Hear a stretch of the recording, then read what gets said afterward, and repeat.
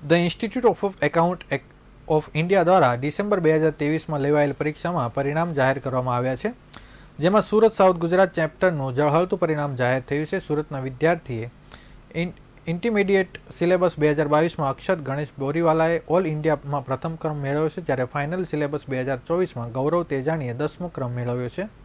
Surat ચેપ્ટરના chairman ભરત સવાણીએ કહ્યું કે Surat south Gujarat chapter પરિણામમાં ઇન્ટરનલના 31%, ફાઇનલમાં 38% અને ઇન્ટરમાં 2016 18% પરિણામ પાસ થયા છે. ઇન્ટરમાં 10મા રેન્ક અને ફાઇનલમાં 4 રેન્ક આવ્યા છે, જેમાં નેશનલ લેવલ કરતાં બમણું રિઝલ્ટ આવ્યું છે.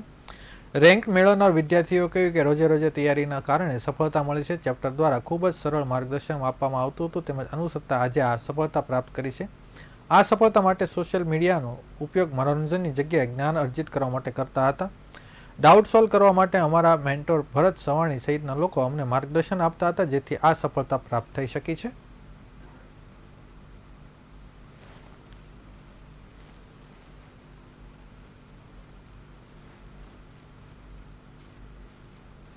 मैं Nishita Sharma and I've secured the rank Air 5 in CMA Inter December 23 attempt में.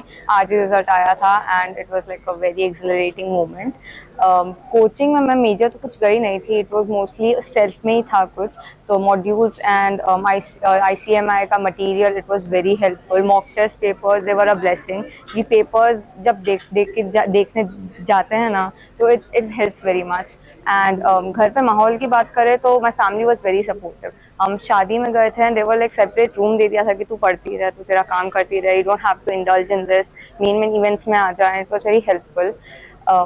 The main thing about CMA inter clear करने का है कि इट्स डिसिप्लिन, इट्स कंसिस्टेंसी. आप एक चीज़ बार बार हर दिन करते रहोगे तो हो जाता है इनमें. હું નેન્ટી Shah, treasurer WRC institute of cost accountants of India. આજે જ્યારે સુરતમાં આટલો સારો પરિણામ આવ્યું છે ડિસેમ્બર 2023 ટર્મનું, કે જ્યાં આગળ 14 ઓલ ઇન્ડિયા રેન્ક આપણા સુરતમાંથી તેજસ્વી તાલાઓ લાવ્યા છે, ત્યારે હું બહુ હર્ષની અનુભૂતિ કરું છું.